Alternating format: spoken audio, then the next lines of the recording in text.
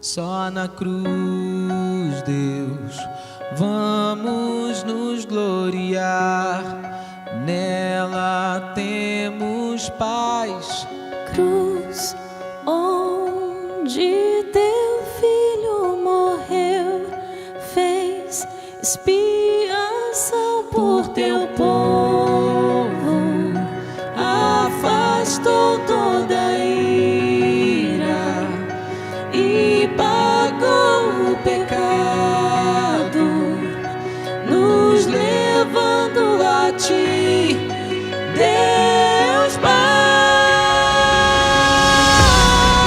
És o Senhor, és o poder, tu és a luz. Louvo a ti, pois só tu és eterno Deus, soberano e eterno. És o Senhor, és o poder. Oh, quem não louvará a ti, Senhor, Santo Deus. Bem, eu queria meditar hoje num texto, numa história, não é? Em que talvez seja a história mais incrível que seres humanos já participaram aqui, não é? Desse lado da eternidade. Diz assim, em Mateus 17, a partir do verso 1: 6 dias depois, tomou Jesus consigo a Pedro, a Tiago e a João, seu irmão, e os conduziu em particular a um alto monte, e transfigurou-se diante deles, e o seu rosto resplandeceu como o sol, e as suas vestes se tornaram brancas como a luz. E eis que lhes apareceram Moisés e Elias falando com eles. E Pedro, tomando a palavra, disse: Senhor, bom estarmos aqui. Se queres, façamos aqui 3 tabernáculos, um para ti, um para Moisés, um para Elias. Estando ele ainda a falar, eis que uma nuvem luminosa os cobriu. E da nuvem saiu uma voz que dizia: Este é o meu filho amado, em quem tenho todo o prazer. Escutai-o. E os discípulos, ouvindo isto, caíram sobre os seus rostos e tiveram grande medo. E aproximando-se Jesus, tocou-lhes e disse: Levantai-vos e não tenhas medo. E então, erguendo ele os olhos, ninguém viram, senão unicamente a Jesus. E descendo eles do monte, Jesus lhes ordenou, dizendo: A ninguém conteis a visão, até que o Filho do Homem seja ressuscitado dentre os mortos. Os seus discípulos o interrogaram, dizendo: Por que dizem, então, os escribas que é mister que Elias venha primeiro? Jesus respondendo, disse-lhes: Em verdade, Elias virá primeiro e restaurará todas as coisas. Mas digo-vos que Elias já veio e não o conheceram, mas fizeram-lhe tudo o que quiseram. Assim farão eles também padecer o Filho do Homem. Então entenderam os discípulos que lhes falara a respeito de Cristo. Então não há nada parecido com essa história em qualquer escrito antigo, na Bíblia. Então há profundos ensinamentos para nós aqui, não é? A palavra de Deus nos ensina através de doutrinas e de eventos como esse, que nós podemos correlacionar quando conhecemos de fato as doutrinas bíblicas, o propósito eterno de Deus junto com esses eventos. Antes de olharmos exatamente para o texto, nós vemos enraizado aqui o propósito final de toda a pregação, que faz a pregação ser pregação de fato. Não é? Eu acho que o melhor lugar onde o que é pregação, para nós colocarmos diante de tudo que nós ouvirmos com o nome de cristão, está em 2 Coríntios 3,18, quando Paulo diz assim: Mas todos nós, com o rosto descoberto, refletindo como um espelho a glória do Senhor, somos transformados de glória em glória, na mesma imagem como o Espírito do Senhor. Então, o que Paulo está ensinando é que nós somos alterados progressivamente, nós somos mudados progressivamente, na mesma semelhança de Cristo, ou seja, que é o propósito da predestinação, como está em Romanos 8, não é? Nos tornar conforme a imagem do seu Filho, ao nós olharmos para a glória de Cristo. E é o que nós estamos fazendo. Nós só olhamos para a glória de Cristo, olhando para a sua palavra, é o que a igreja faz junto. Então, todos nós com o rosto descoberto, refletindo a glória do Senhor, somos transformados em sua semelhança. Então, como a transformação é feita? Em nós fixarmos nossos olhos em Cristo. Todos os dias. Então, nós, às vezes, ficamos com uma música na cabeça, cantarolamos uma música que nós ouvimos muito, nós falamos com o sotaque do lugar onde a gente vive, ou qualquer lugar que a gente vai, as pessoas sabem que a gente é do Rio de Janeiro, porque por causa do nosso sotaque. Nós pegamos as maneiras, às vezes boas, às vezes não, dos nossos pais. É natural que as pessoas imitem, e às vezes isso é natural, mas triste, quem elas admiram muito. Quase toda moda, no meio da juventude, da adolescência, de qualquer idade, são pessoas imitando aquelas que elas admiram. Às vezes isso é bom e ruim, né, porque mostra um baixo nível de admiração. A Bíblia está dizendo a mesma coisa. Você fixa a sua mente, os seus olhos, sua atenção em Cristo todos os dias, e através disso você vai sendo transformado na mesma semelhança, de um grau de glória para outro grau de glória. E pregar então o Evangelho, pregar a palavra de Deus, tem esse único propósito, é que a igreja seja transformada de glória em glória. Então você vê, por isso que é totalmente inadequado, não é? Pecaminoso mesmo, gastarmos tempo com psicologia secular e qualquer outra coisa que não leve as pessoas a olharem para Cristo, porque nada transforma um homem na mesma imagem de Cristo, a não ser contemplar a glória de Deus assim. E você só faz isso através da palavra. E o propósito da pregação é mudar as pessoas, não é ajudar as pessoas a terem uma boa vida, não é ajudar as pessoas como outras coisas tendem a ajudar o homem, ou seja, elas existem, as filosofias ideias para ajudar o homem a viver. O propósito da pregação é mudar as pessoas à semelhança de Deus. É totalmente diferente. Então, a única maneira dos homens serem mudados na semelhança de Deus é eles fixarem os seus olhos em Cristo. Toda pregação deve ser a respeito disso, ou não é pregação de forma alguma. Então, quando Paulo vai descrever a pregação dele, por exemplo, em 2 Coríntios 4,4, ele diz: à luz do Evangelho da glória de Cristo, que é a semelhança de Deus. No verso 6, ele descreve um pouco diferente, ele diz: à luz do conhecimento da glória de Deus. Essa é a pregação, é a luz do conhecimento da glória de Deus na face de Cristo. Você leva, através da pregação, o Espírito leva o homem para a palavra, e aí, à luz do conhecimento da glória de Deus na face de Cristo, você é transformado. É isso que Jesus estava dizendo quando ele diz em João 17, santifica-os na verdade, a tua palavra é a verdade. Então a pregação é a transmissão de luz para o coração obscurecido, para que cada vez mais essa luz brilhe mais profundamente sobre nós. E é por isso que no 4 ele chama de luz do Evangelho, e no 6 ele fala luz do conhecimento. E ele fala no 4 que é o Evangelho da glória de Cristo. É sobre isso que é o plano de Deus, é sobre isso que é o Evangelho, sobre a glória de Deus e a glória de Cristo. E no versículo 6, o conhecimento é o conhecimento da glória de Deus. Você vê, nunca está centrado no homem, ou não tem nenhuma semelhança com qualquer coisa que você possa pegar lá e trazer para a palavra de Deus.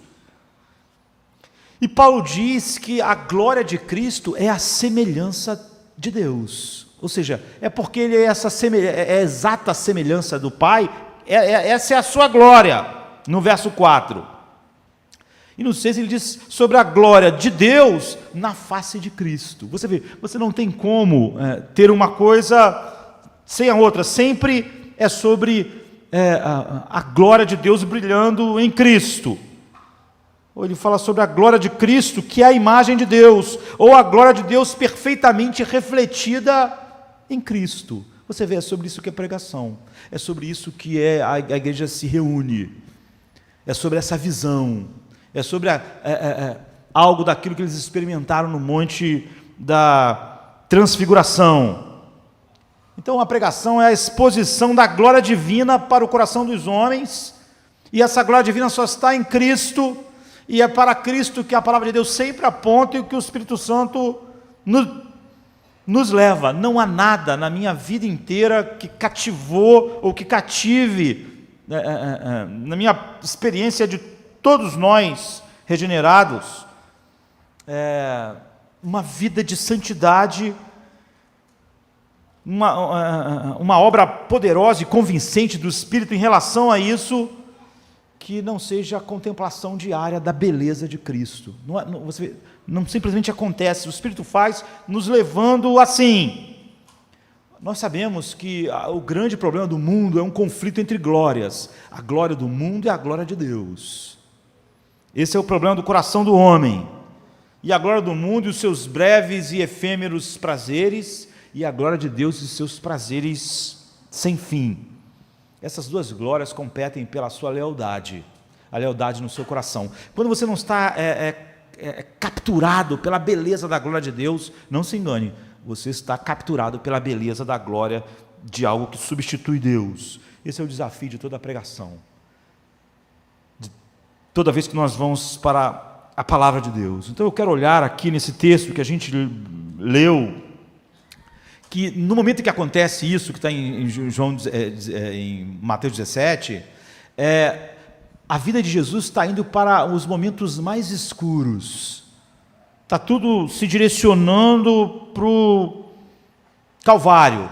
Você vê que os discípulos, até quando estão descendo do monte, eles dizem, olha, mas Elias não tinha que vir antes. E Jesus diz, não, mas ele já veio. E fizeram dele o que quiseram. E vão fazer a mesma coisa com o Filho do Homem. Você vê, está ficando cada vez mais escuro, mais a sombra do Calvário está sobre Cristo. Os discípulos não percebem isso perfeitamente. Esse texto vai nos falar algo a respeito do que Cristo é, do que Ele veio fazer e como nós devemos responder a isso. Como parte daquilo que o apóstolo Paulo chama de ver a glória de Deus na face de Cristo e sermos mudados de um grau de glória para outro grau de glória. Quando Deus tirou Israel do Egito, de que forma Deus se manifestou a eles no deserto? Através de uma nuvem de glória, não é? A Shekinah de Deus, não é? Como é a expressão correta, de dia, mas não era uma nuvem igual às outras nuvens, era uma nuvem brilhante. De dia, apesar dela proteger eles do sol, não era como uma outra nuvem, ela era uma nuvem que tinha um brilho. Então à noite, ela era como uma tocha de fogo iluminando eles pelo deserto. E isso era uma manifestação de Deus tão avassaladora, que quando essa nuvem, por exemplo, desce sobre o exército de Faraó, eles morrem no Mar Vermelho. Quando a nuvem desce sobre o Monte Sinai, a montanha fumegou, relâmpagos, raios, quem tocasse na montanha morria, qualquer um que tocasse na montanha morria. Essa é a nuvem da glória de Deus. Havia fogo, nuvens, terremotos. Um dia Moisés pediu para ver o que estava dentro da nuvem. Ele queria ver a glória de Deus. Então ele queria ter um vislumbre do lado de dentro. Ele já tinha visto tremendamente a manifestação da glória de Deus assim, mas ele queria ter um vislumbre da parte interna. E Deus disse, você não pode olhar dentro, porque se você olhar dentro, você morre. Não é totalmente impossível. Agora você vê, séculos e séculos depois dessas coisas, nós podemos falar ainda em como ela encheu o templo de Salomão, mas enfim, séculos depois, nós estamos numa montanha novamente. Novamente a voz de Deus falando, como lá no Sinai. Novamente, está no versículo 5, no versículo 3, você vê que novamente Moisés está lá, como estava, e também está Elias. Em 1 Reis 19, você vai ver que Elias também teve um vislumbre dessa glória de Deus. Ele pegou sua capa e tapou o seu rosto por causa do brilho da glória de Deus, e pela mesma razão que Moisés não podia adentrar a nuvem. E agora a glória de Deus se manifestou de uma maneira única naquele instante, mas de uma maneira diferente de todas as outras vezes que aconteceu. Há algo incrivelmente diferente e incomparável na glória de Deus manifestada aqui no capítulo 17 de Mateus. O brilho agora é proveniente não de uma nuvem. O brilho é proveniente de uma pessoa, não é? de um homem, o próprio Cristo. A Bíblia diz assim: seu rosto brilhou como o sol, a face dele, e suas roupas se tornaram brancas como a própria luz. Isso é totalmente surpreendente. A glória de Deus, o brilho proveniente de Cristo agora, e não de uma nuvem. O que isso significa para nós e que diferenças essenciais isso faz na história do mundo? A Bíblia diz que quando Moisés teve esses vislumbres da glória de Deus, o rosto de Moisés brilhava, mas o rosto de Moisés brilhava como a lua, assim. Ele estava só refletindo parte da glória, mas não é o que está acontecendo aqui. Jesus, o rosto dele brilhou como o sol. Ele é a fonte da luz. É aquilo que o livro de Hebreus diz diretamente, não é? Ao dizer que ele é o resplendor da glória do Pai e a exata expressão do seu ser. É isso. Jesus é a glória do Pai. É a exata expressão de quem um Pai é. Ele é a expressão insuperável. Não só em grau, ele é a expressão perfeita, esmagadora do infinito poder, beleza e valor de Deus. Essa é a glória de Deus. A glória de Deus é a manifestação pública do valor infinito de Deus. A santidade de Deus é o seu valor infinito. Só Deus é santo, separado, Ele tem a vida em si mesmo, Ele é a fonte de tudo. O seu valor infinito é a sua santidade. Toda vez que o valor infinito de Deus se manifesta, é a sua glória.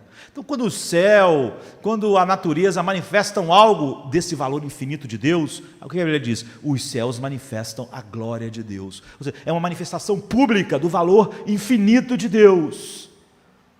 Uma manifestação em toda a natureza tênue, perto dessa manifestação. Então, quando isso se torna público na criação, você tem a glória de Deus.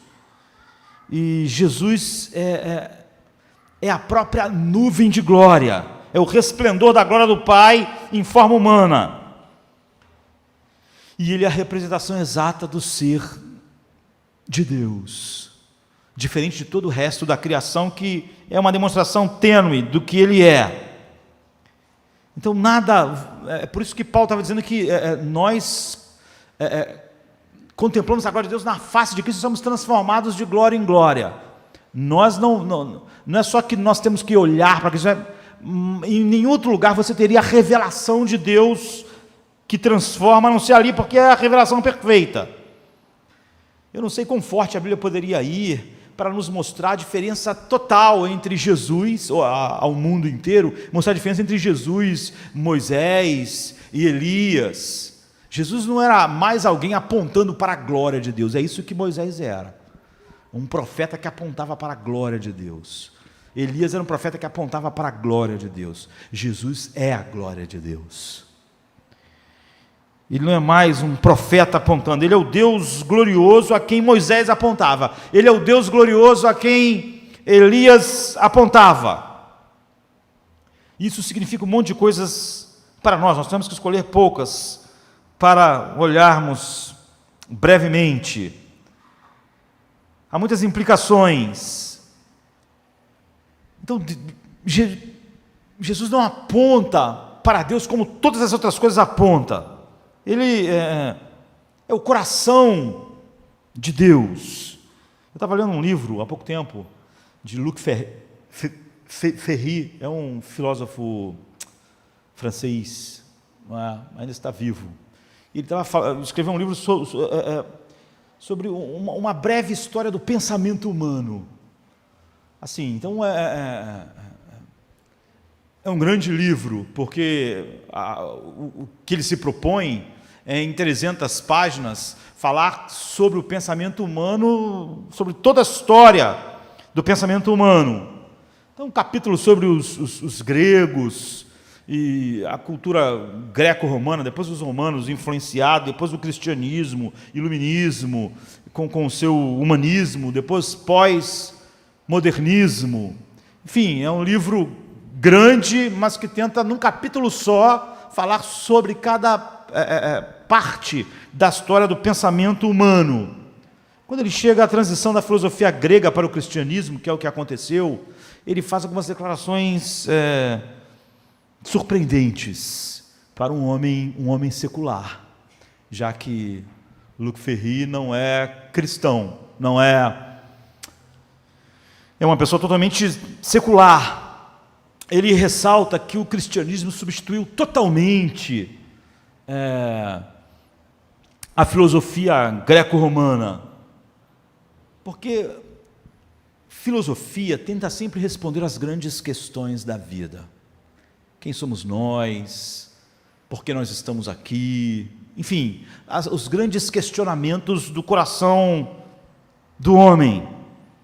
E o que ele estava dizendo é que o cristianismo respondeu, deu uma resposta tão diferente para essas grandes perguntas, que ofuscou e suplantou totalmente a filosofia grega.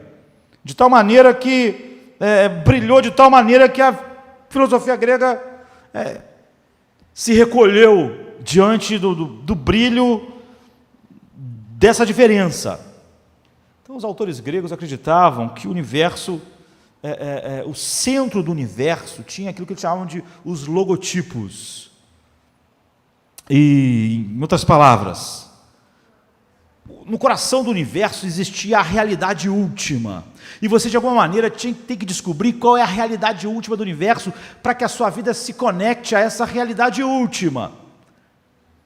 Porque só assim você pode viver uma vida autêntica, que faça sentido. Sua vida é alinhada e sincronizada com a realidade última, que são os logotipos. Então, sem isso a tua vida não faz sentido, porque você não vai saber a realidade última pelo qual o universo existe e o universo do qual você faz parte. Você deve começar a sua vida alinhando a sua vida ao centro do universo. Esse é o esforço que todo coração humano, se quiser ter uma vida significativa, deve fazer. É óbvio que os filósofos, eles concordavam nisso, mas eles não concordavam o que era essa realidade última no universo. Os logotipos, os estoicos, como nós sabemos, acreditavam que o universo era essa perfeita harmonia, que era isso que estava no centro, que ele é perfeitamente harmonioso, e você tem que, a sua vida tem que se encaixar nessa harmonia, se tornar parte dela. Mesmo as coisas ruins que você acha ruim, é só porque você não conseguiu perceber a harmonia do universo. Então, por exemplo, a morte, você não vai ver ela como ruim, diz os estoicos, né? Se você vê que ela faz parte dessa harmonia. Então você morre, aí o que acontece? Você vira fertilizante. Os outros animais comem através. Você está vendo? Você se harmoniza, não é nada trágico. A morte é só te integra na harmonia do universo. Ou seja, os estoicos, eles acreditavam exatamente na filosofia do filme, desenho da Disney, O Rei Leão, não é? Porque foi isso exatamente o que Mufasa, você vê, falou para o Simba. É o círculo da vida. Eu lembro que quer dizer, não é que os estoicos acreditavam na história do Rei Leão, ao contrário, né? O cara está ecoando essa filosofia, está aí pela vida, né? E Hollywood estava ecoando isso. Eu lembro que Mufasa, o Simba lá, fala para o pai: pai, mas fala sobre o círculo da vida e a harmonia, mas a gente come as zebras, eles são leões, né? E o Mufasa diz exatamente isso: não, mas a gente faz parte do círculo da vida. a gente vai morrer, vai virar fertilizante, a grama vai crescer, aí as zebras vão comer a grama, aí os outros leões vão comer as zebras. Você está vendo como isso aí é estoicismo, ele está só ecoando isso. Então, a realidade última, você tem que alinhar a sua vida a essa realidade última. Então, você não se apegue a nada. É o que eles diziam. Não ame tudo muito, porque o propósito da sua vida um dia é virar fertilizante. Você tem que ser uma pessoa forte, para você entrar em sincronia. O dever é mais importante do que o apego. Você deve descobrir a razão de ser no mundo, que é fazer parte desse universo harmonioso, desse círculo da vida. E quando você entra em sincronia com isso, você vai ter, tua vida vai ter significância e você vai ter mais paz e se livrar de ansiedades, porque você vai olhar a morte dessa forma, você vai olhar as coisas assim. Você vê, mas os estoicos eram apenas um grupo, os epicureus ou epicuristas, né? Por acaso Paulo, quando está lá em Atenas, discute exatamente com essas duas escolas. Eles acreditavam em algo diferente, como centro de tudo, da vida. Eles acreditavam que o sentido da vida era se divertir, ter prazer e ser feliz. Você vê que a nossa sociedade, ela pega um pouquinho assim dos estoicos, um pouquinho dos epicureus, e faz uma salada assim, pega Mufasa e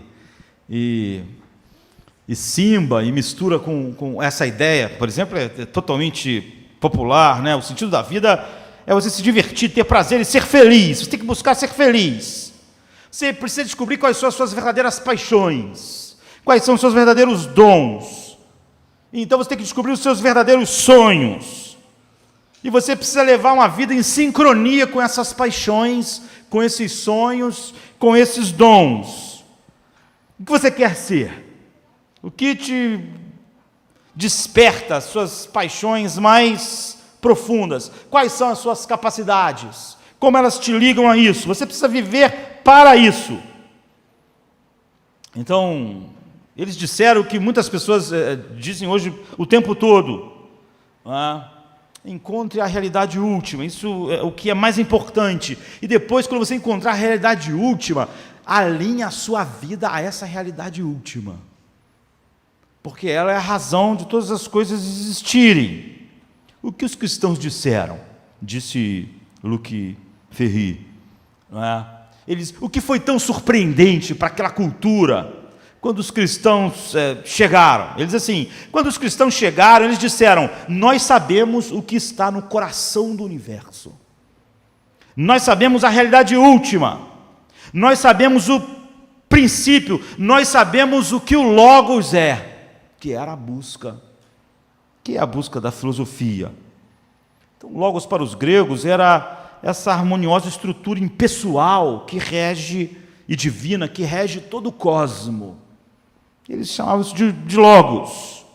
Mas para o horror dos gregos, os cristãos sustentavam que o Logos, em outras palavras, o princípio cósmico do universo, não era uma ordem harmoniosa do mundo, como os estoicos pensaram, nem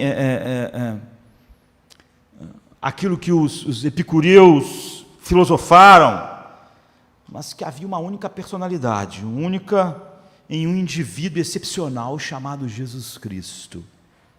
É isso que os cristãos disseram.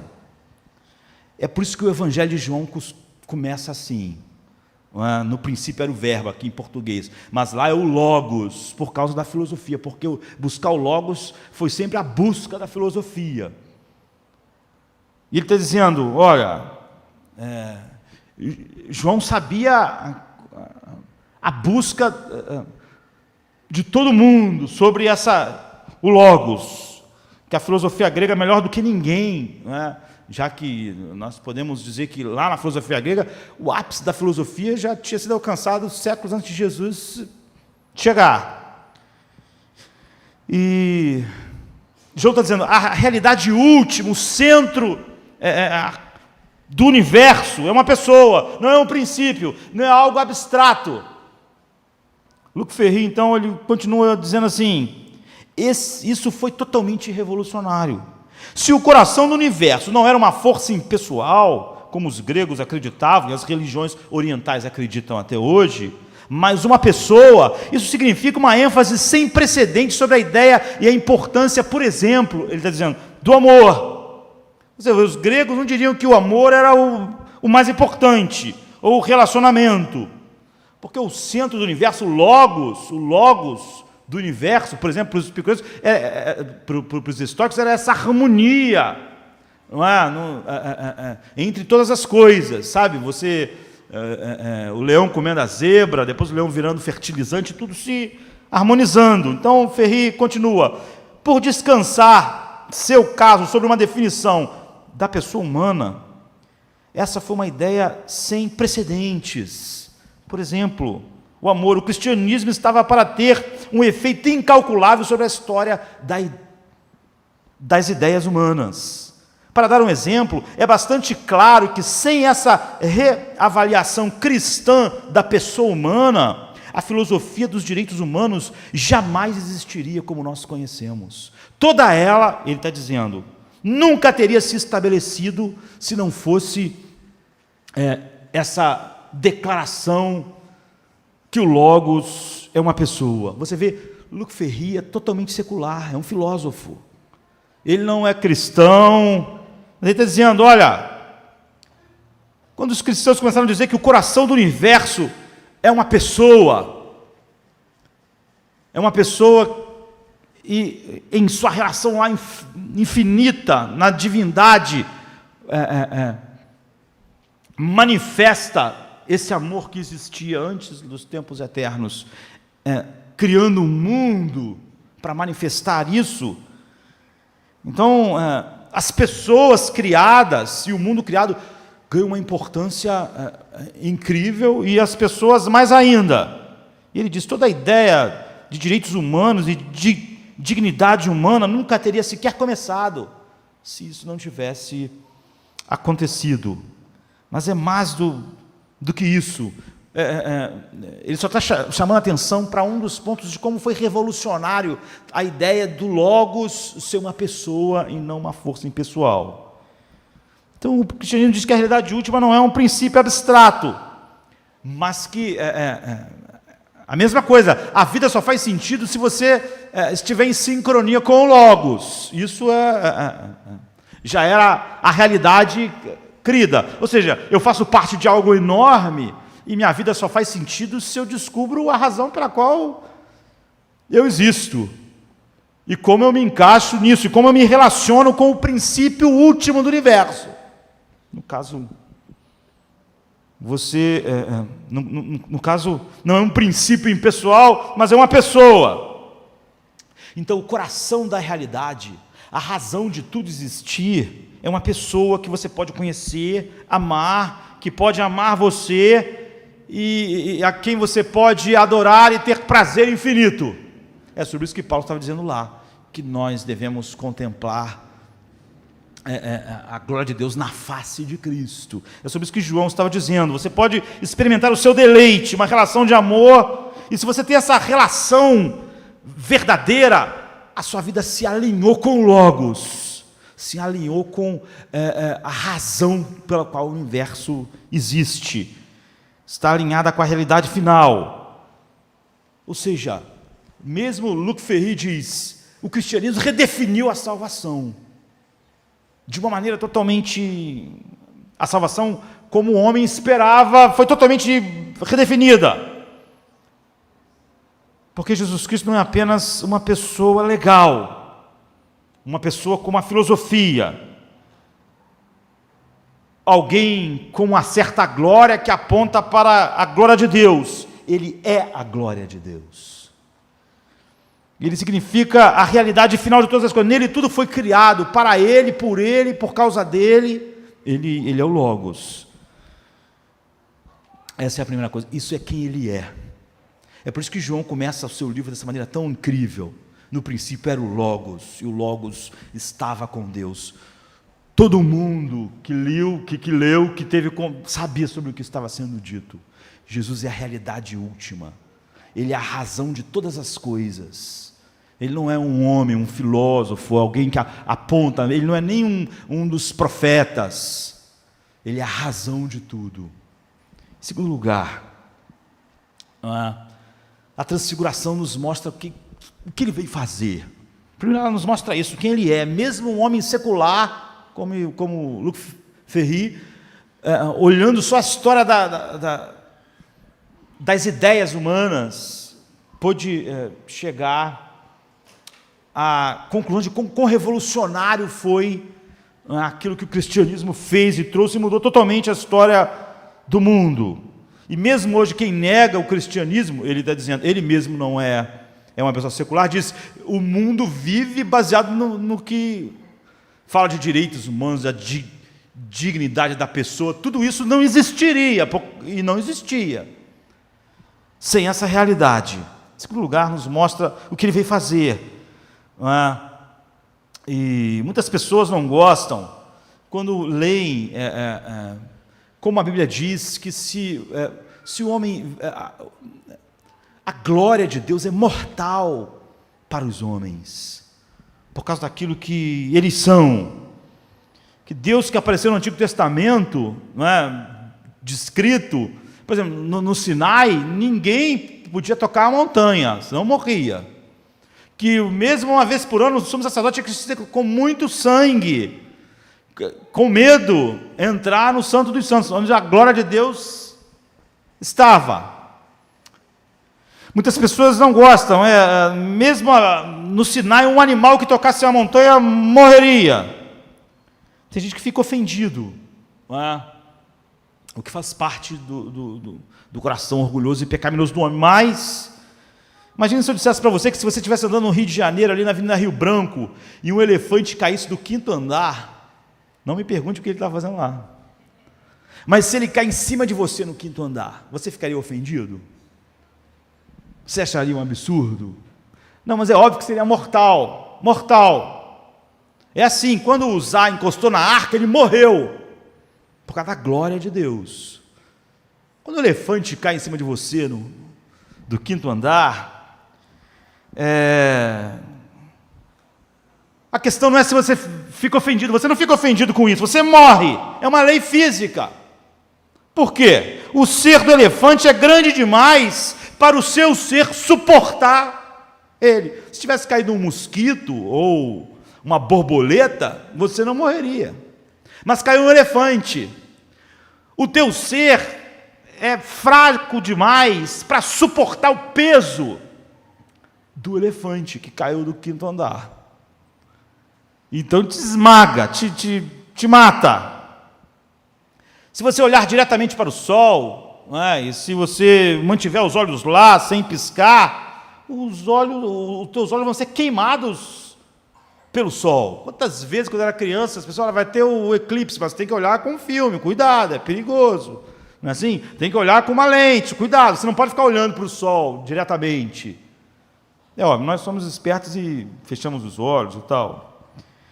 Mas por quê? Porque o brilho do sol é grande demais para os nossos olhos. Então, essa é a verdade no nível espiritual. É a mesma coisa. Isso acontece em vários relacionamentos da nossa vida. Às vezes você se acha uma pessoa inteligente, muito inteligente. Aí você encontra uma pessoa tão mais inteligente que você até fica traumatizado, assim. Tu pensa, eu sou meio burro. Não é? Quer dizer, é um encontro com uma coisa tão maior que você fica traumatizado. Eu vi alguém dizendo que, certa vez, ele queria tocar saxofone, trompete, não sei, e um professor deu a ele um livro com um monte de exercícios, falou assim, se você praticar horas e horas, todos os dias, durante tanto tempo, você vai ficar bom nisso. Ele disse que tinha tanta vontade de tocar trompete ou saxofone, que ele passava, o tempo todo fazendo as escalas, e até que ele ficou bom. Mas ele disse que um dia, desgraçadamente, saiu um DVD com um tal de Rafael Mendes, que era um excelente músico, que estava tocando exatamente os exercícios daquele livro que ele fez durante anos. E quando ele viu o cara tocando, ele pensou, eu vou parar de tocar. Ele ficou totalmente traumatizado, e pensou, nunca vou tocar desse jeito. é totalmente esmagador. É por isso que quando Isaías ele entra na presença de Deus, ele diz: ai de mim que eu estou perdido. Ele era um profeta, ele era um homem comprometido com a glória de Deus já no mundo. Mas ele diz: eu sou um homem de lábios impuros e habito no meio de um povo de impuros lábios. Quando Jó teve uma visão mais aguda de quem Deus era, ele diz: olha, antes eu te conhecia de ouvir falar, mas agora os meus olhos te veem e eu me desprezo e me abomino no pó e na cinza. Qualquer um que chega de fato perto da presença de Deus começa a sentir o peso moral da sua glória infinita. É muito mais do que um elefante caindo do quinto andar. É um peso esmagador da santidade de Deus, porque nós somos pecadores, porque nós somos o oposto daquilo que Ele é, e a sua glória, e nós somos finitos, Ele é infinito, coberto de infinita glória, que é a santidade de Deus. Como eu disse, a glória é a beleza de Deus e o peso do valor de Deus. Por isso que glória, a palavra quer dizer peso, e às vezes quer dizer beleza. Então é tão simples como isso. Ainda assim, olha, a tragédia é que nós fomos construídos para essa glória, ou seja, nós fomos feitos para contemplar essa glória, para nos deleitar em ver esta glória. É o Logos, é a razão última do universo. Nós fomos feitos para isso, mas por causa do nosso pecado, isso é totalmente destruidor para nós. Essa é a razão porque o tabernáculo foi construído. O tabernáculo foi construído por causa de Deus. O tabernáculo foi construído por causa do povo que Deus chamou. Porque a presença dele mataria todo mundo. Como Deus poderia habitar com o povo? O tabernáculo tinha que proteger os homens da glória de Deus. Sabe, é como um elefante de peso infinito caindo sobre você. Tinha que te proteger disso. Tinha que proteger. Então, por isso o tabernáculo foi feito. É uma grande tenda. E lá no meio tinha uma outra tenda menor, que era o Santo dos Santos, onde estava a glória de Deus, onde a glória de Deus estava na arca. Aquilo era como um cofre, aquilo protegia o homem, era a única maneira de Deus estar lá, sem todo mundo não ser destruído. Então havia sacrifícios, havia o altar, havia a morte dos animais, mas assim ninguém podia ter contato, era um escudo de defesa contra Deus. Porque a coisa mais terrível é o homem encontrar Deus sem essa proteção. Por causa do peso da sua glória. Então você não pode entender esse evento incrível aqui de Mateus 17 sem isso. A Bíblia diz no versículo 4 que Pedro começou a ver o rosto de Jesus como o sol brilhando. E ele disse assim: Senhor, é bom estarmos aqui, se quiser vamos levantar. Algumas versões falam 3 tendas, mas a palavra no original, e algumas versões bíblicas seguiram o original, o que é sempre melhor, fazer 3 tabernáculos. Para ti, uma para Moisés, uma para Elias. O que ele estava dizendo? Ele não está falando assim, nós precisamos de abrigo. Você vê, ele não está falando sobre ele, a respeito deles ali, poder ficar e ter uma casa para morar, morar numa barraca, ficar todo mundo ali na barraca. Ele estava falando sobre outra coisa. Nós precisamos de uma tenda que nos proteja, como o tabernáculo protegia Israel de não ser destruído. É sobre isso que ele está dizendo. Nós, eu, Tiago e João, temos que ser protegidos do peso da tua glória. Nós vamos ser esmagados, vamos ser mortos. Ele está sentindo o que Isaías sentiu, está sentindo essa verdade. E se você gasta a sua vida toda meditando na Bíblia, você sabe que essa é uma das declarações mais surpreendentes da Bíblia, no versículo 5 e 6. Porque a Bíblia diz assim: estando ele ainda a falar, eis que uma nuvem luminosa os cobriu. E da nuvem, a nuvem do deserto, a nuvem que nós estávamos falando. E da nuvem saiu uma voz que dizia: este é o meu filho amado, em quem eu tenho todo o prazer, escutai-o. E os discípulos, ouvindo isso, caíram sobre os seus rostos, deitaram de bruços, caíram de bruços, não queriam olhar, não queriam ver mais nada. e tiveram grande medo. É isso. Por quê? Moisés, por exemplo, tinha dito: eu posso olhar dentro da nuvem? O que Deus tinha dito? Não, se você olhar dentro da nuvem, você morre. Por causa da minha glória, ninguém pode. Só que aqui, a nuvem desceu sobre eles.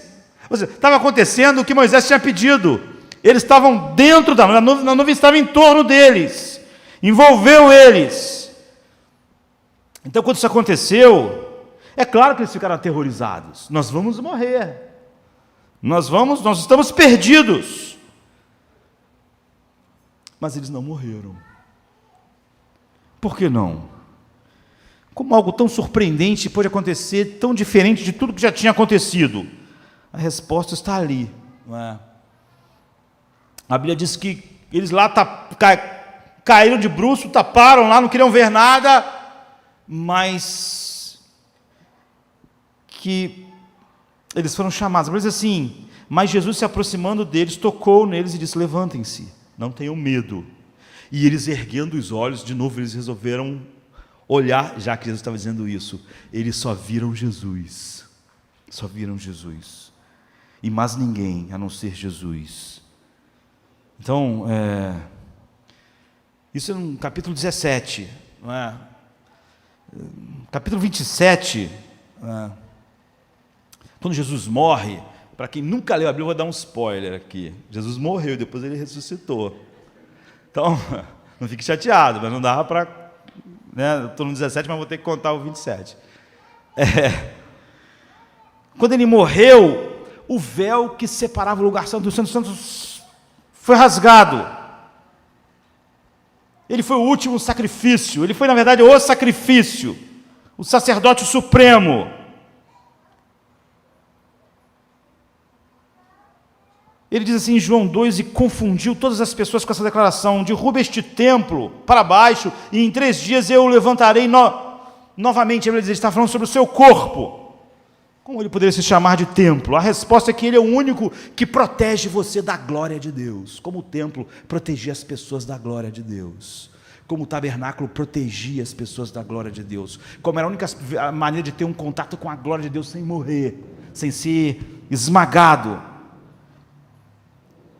Porque através do sacrifício dele, ele reconcilia você com Deus, eu com Deus. Ele paga o pecado que roubou toda a glória de Deus, que não valorizou o logos do universo. Então aquilo que é fatal para os homens não era fatal, porque o templo protegia o tabernáculo, mas porque queria mostrar o templo, o tabernáculo era só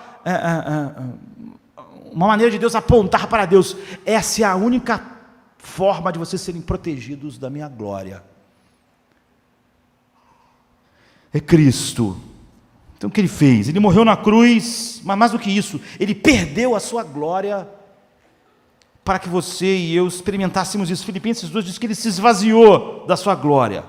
E a transfiguração está mostrando exatamente isso. Ele está mostrando o que eu sou de fato. O que eu sou de fato. Que foi escondido. Jesus perdeu sua beleza.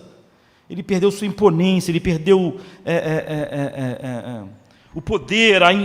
Ele era invulnerável. Agora ele era vulnerável. Eu diria, inventando uma palavra, que agora ele era matável. Não é?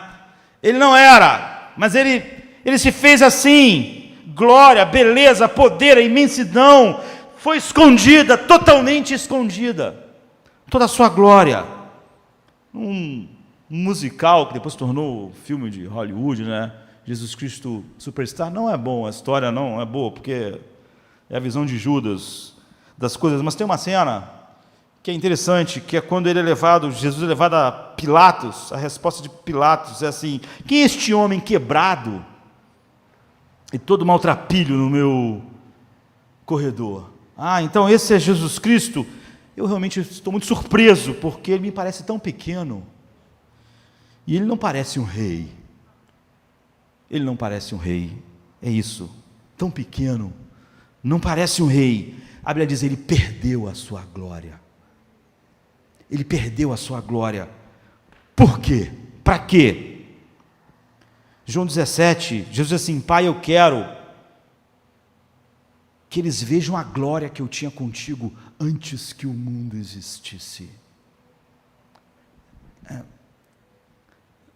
A vida eterna é exatamente ver e contemplar a glória que o Pai tinha com o Filho antes que o mundo existisse. Você vê como, porque toda pregação que não é a respeito de Cristo e da sua glória, que não nos leva a contemplar Deus na face de Cristo, a glória de Deus, não é pregação, não muda. Você vê como o apóstolo está dizendo que só dessa forma você é mudado de um grau de glória para outro grau de glória. Ele perdeu sua beleza para que nós pudéssemos obter beleza. Ele perdeu sua perfeição, sua beleza, sua glória e tudo, para que nós pudéssemos receber. É a única maneira que o Espírito Santo poderia vir habitar em nós, para nos mudar, ao nos levar a Ele agora, a contemplar a glória de Deus na face de Cristo, que nos protege, e para nos transformar de um grau de glória em outro grau de glória, até que nós sejamos aquilo que a predestinação eterna determinou. Os que Deus conheceu, a esses predestinou para serem conformes à imagem do seu Filho. Então, essa é a razão da glória de Deus entrar na nossa vida, e essa é a maneira com que ela entra. É sobre isso que é o Evangelho. Eu vejo um homem como o Luc Ferry muito mais espantado com a grandiosidade do Evangelho do que a maioria dos cristãos hoje, que pensam que cristianismo é a respeito de consertar a vida das pessoas e consertar a sociedade. De como um homem secular pode ver mais profundidade e grandeza no Evangelho do que a maior parte dos cristãos hoje, que acha que é tudo a respeito do homem e não do Logos, como João começou, para que toda a cultura dele, para que todo mundo percebessem sobre o que era o Evangelho. Então a transfiguração, nós podíamos falar mais, mas nosso tempo é pouco, nos fala como nós devemos responder a isso, a essas realidades, esse evento. Eu só posso falar algumas maneiras, vamos tentar falar 3, assim, eu queria falar 6, mas vou falar 3. Em primeiro lugar, isso nos leva à mais profunda obediência. Não é? Por quê? Se você realmente foi levado pelo Espírito a saber quem Jesus é, há um temor, um santo temor no seu coração, quando você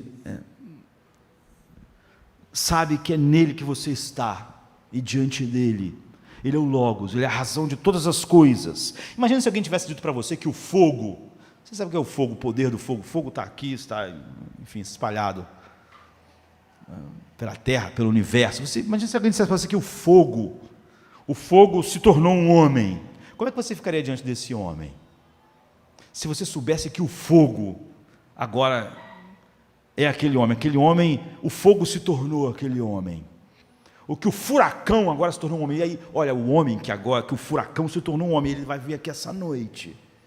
Você vai estar diante do homem que era o furacão, então é ele, o furacão, os furacões do mundo se tornaram esse homem. Como você ficaria diante dele? Certamente isso mostra o fosso que há da ideia fútil que as pessoas têm quando eles falam que estão diante de Cristo. Certamente alguém numa situação dessa teria muito mais temor diante de alguém que é o furacão que se tornou um homem, ou o fogo que se tornou um homem, do que isso. Nós estamos falando sobre essa glória infinita. Como eu disse, a santidade fala sobre o valor infinito de Deus, e a glória é a manifestação desse valor. Então Jesus é o Cordeiro de Deus, mas ele não é manso. É por isso que a Bíblia diz em Apocalipse que as pessoas vão pedir que os montes os cubram, que tapam eles da face do Cordeiro. É que ele é. Então, essa glória infinita de Deus se tornou um homem. O cristianismo significa que ou ele é tudo ou ele é nada em nossas vidas. O que significa que a maior parte do que nós temos hoje não é cristianismo. Essa é algo devastador da realidade mais profunda do mundo. Ou então isso é uma farsa, porque Jesus ou é a coisa mais, ou ele é o Logos, a coisa mais terrível e maravilhosa que existe, ou então o Evangelho é a maior farsa que existe. Ele não pode ser um bom homem. A maioria de nós é incapaz de lidar com essas coisas sem serem condenados pela maneira rasa e superficial com que lida com o que é o Evangelho, com o que Cristo é. Ele é a realidade final. Se nós falássemos que a explosão, a coisa mais poderosa que nós conhecemos, que a explosão de uma supernova se tornou um homem, essa concentração de poder da explosão de uma supernova se tornou um homem, nós temeríamos de estar diante de um ser assim. Isso significa que nós, se nós conhecemos o Evangelho, nós temos que obedecê-lo, porque tudo gira em torno dele, não tem nenhuma relação com ele existir, ou o Evangelho existir, girando em torno de alguma agenda que a gente tenha em nossas curtas vidas. Quando Deus diz no meio da nuvem, este é o meu Filho amado, a quem eu amo, em quem eu me comprazo totalmente, a ele escutai. Ele usa uma palavra para obedecer, ipacou, que não é a palavra mais comum, não é? Da onde viria a acústica, do ouvir. Ele está falando, ele está usando, é como se fosse um hiper-ouvir. O ouçam com todo o ser de vocês. Ele é a razão de vocês existirem. Ele é a razão de tudo. O ouçam assim. Você não pode ter simplesmente ele na periferia da sua vida, ou na área da sua vida que você escolher. Todas as áreas da sua vida existem por causa dele. Ele não existe para o seu casamento existe por causa dele. Ele não existe para consertar algo na sua vida existe por causa dele, é isso. Ele tem que ser a razão de você levantar de manhã, ele tem que ser a razão de você levantar de manhã, ele tem que ser a coisa sobre a qual a sua vida gira em torno. Ele não ajuda você das coisas das quais a sua vida gira em torno, ele é a coisa na qual a sua vida gira em torno. É isso que ele está dizendo, ele tem que ser o eixo em torno do qual tudo na sua vida gira. Ele tem que ser o Senhor absoluto de cada polegada da sua vida. Ou então é uma farsa o seu cristianismo. É isso. Você não pode simplesmente gostar de Jesus, achar o que ele fez interessante, bom, comovente, e colocar ele em alguma parte da sua vida. O que está dizendo é o seguinte, ele é tudo assim ou ele é nada. Porque é isso que ele é. Se um furacão se tornasse um homem, você não ia pensar que ele ia estar a seu serviço, mas é ridículo a metáfora do furacão se nós pensarmos no que é o que Cristo é. Então a maior parte das pessoas não vê Cristo dessa forma, e o cristianismo que é pregado hoje não aponta para Cristo dessa forma, como Paulo está dizendo, onde nós contemplamos a glória de Deus e somos transformados. Então, é uma farsa. É uma farsa. Não tem relação com o Logos. A maioria das pessoas vive no meio, e não há nenhuma integridade nisso. Porque isso é um completo desconhecimento do que Cristo é.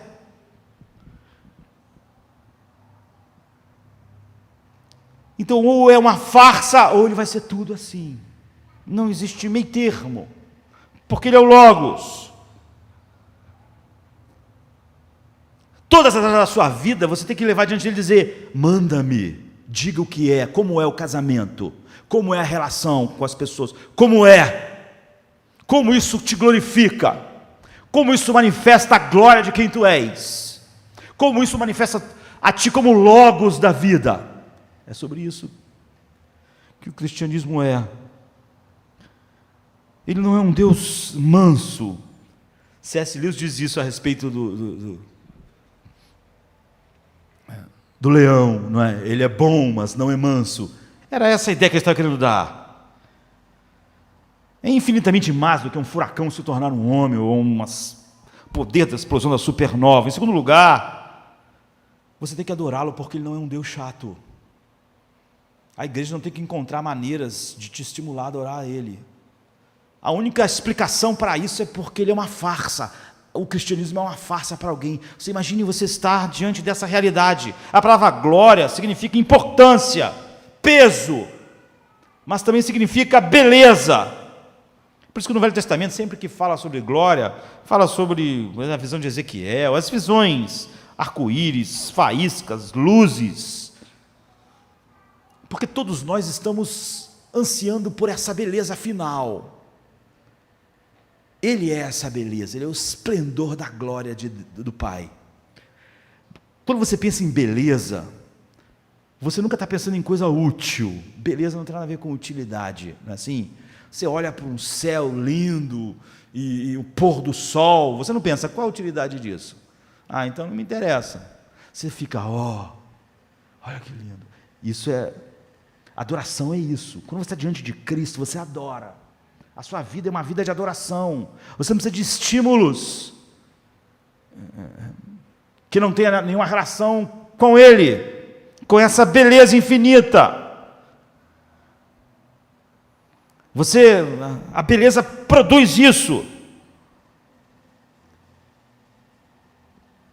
Só nele a beleza de Deus não é um terror para você.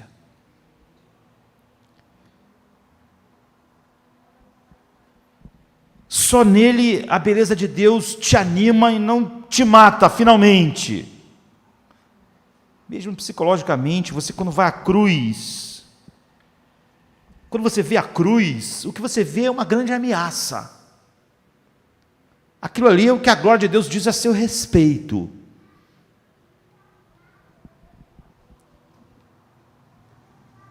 Jesus é o Deus glorioso. E ao Deus usá-lo para que a glória dele não te destrua, isso te leva a ver a sua beleza infinita. Mas quando você diz assim para alguém, você tem que obedecê-lo, isso para o homem naturalmente é traumático, mas porque ele não viu nunca a beleza de Cristo. Ele é traumático porque ele pensa que ele quer ter algum controle sobre a sua vida. Eu já disse isso várias vezes, nunca é obediência quando você tem um controle. Quando você determina no que você obedece, no que você não obedece, não é a obediência, é acordo. Obediência não tem nada a ver com limites. Isso é acordo.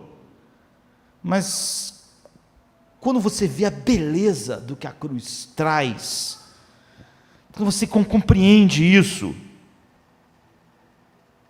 que Ele não só que essa glória teve que ser abafada dessa forma, para que você pudesse experimentar esta glória. Você descobre que a coisa mais segura é confiar e obedecer. Obedecer nunca é um problema para você, porque não há nada mais belo em tudo que Deus fez do que Cristo na cruz. Por isso, a cruz é o centro da história do mundo. Nada manifestou mais a glória de Deus e o caráter infinito de Deus, suas perfeições, do que a cruz. Então você pode ter um monte de coisas em mente antes de se tornar um cristão de verdade.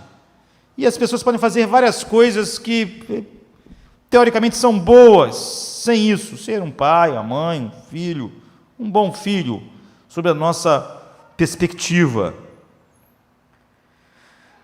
Mas a escuridão do homem é que ele é o Deus de si mesmo.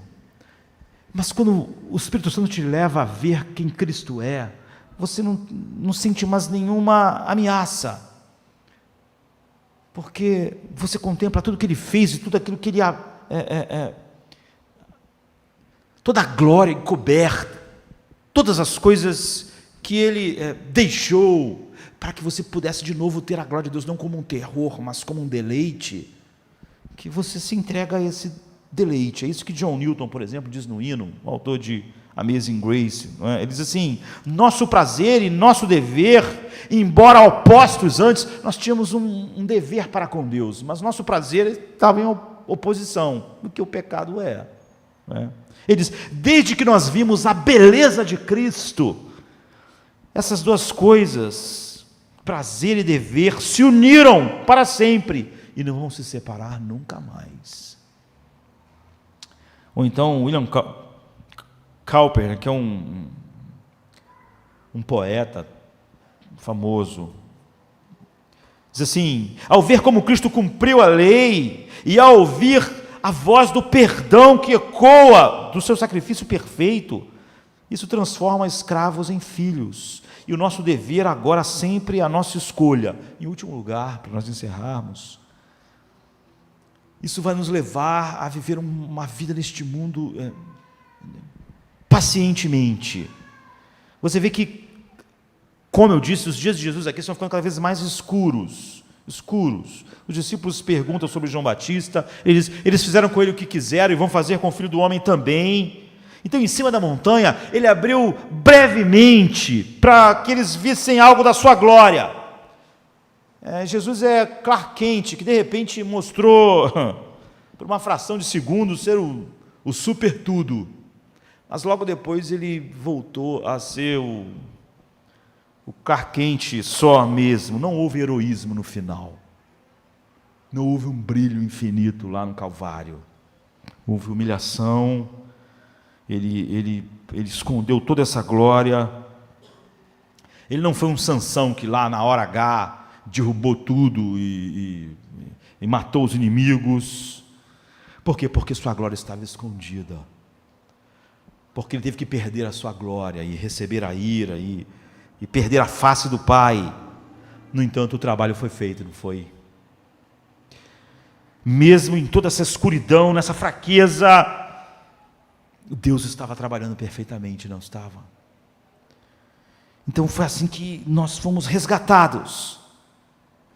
Isso quer dizer que se nossa vida está cheia de escuridão, nossos corpos estão, como o apóstolo Paulo diz, se corrompendo, você pode confiar que Deus está fazendo a sua obra gloriosa através de nos levar diariamente a contemplar sua beleza na face de Cristo, sua glória na face de Cristo. Então o apóstolo Paulo diz: os nossos sofrimentos atuais estão nos preparando para um peso eterno de glória. Como diz a palavra glória, quer dizer peso. Além de toda comparação, assim como o nosso corpo exterior se corrompe, o nosso homem interior está sendo transformado em algo infinitamente belo. É isso. Nós somos transformados em algo infinitamente belo porque nós estamos sendo transformados na imagem de Cristo. Então, por fim, desde a eternidade passada, a única realidade que sempre existiu foi Deus. Não é? Eternamente. Isso é mais do que nossas mentes podem captar. A Bíblia ensina que esse Deus sempre teve uma imagem perfeita de si mesmo. Que esse Deus sempre teve um reflexo perfeito da sua essência. Sempre, por toda a eternidade.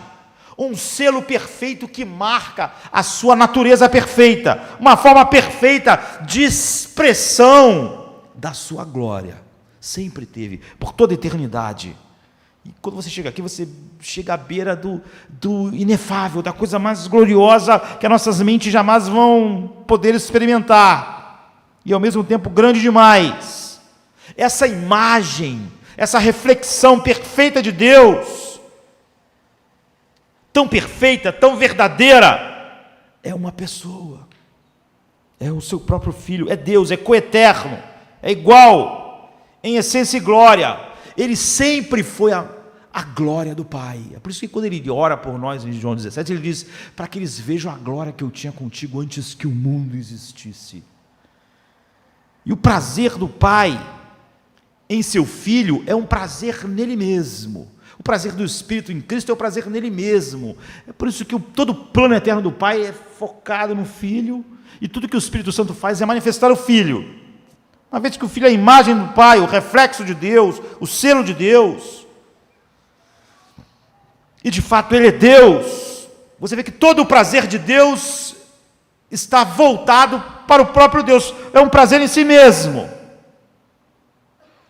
Ele é a origem, o prazer nele mesmo é a origem de todas as coisas.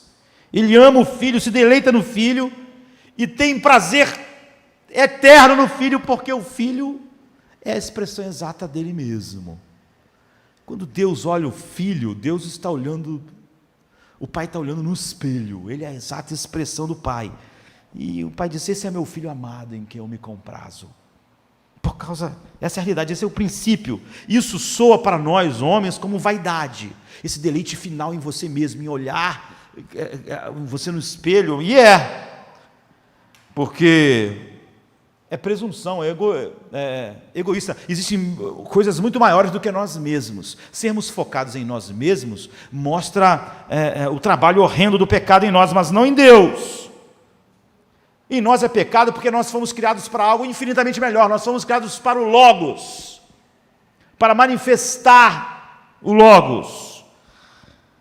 Então a autocontemplação é o inferno, a autocontemplação final.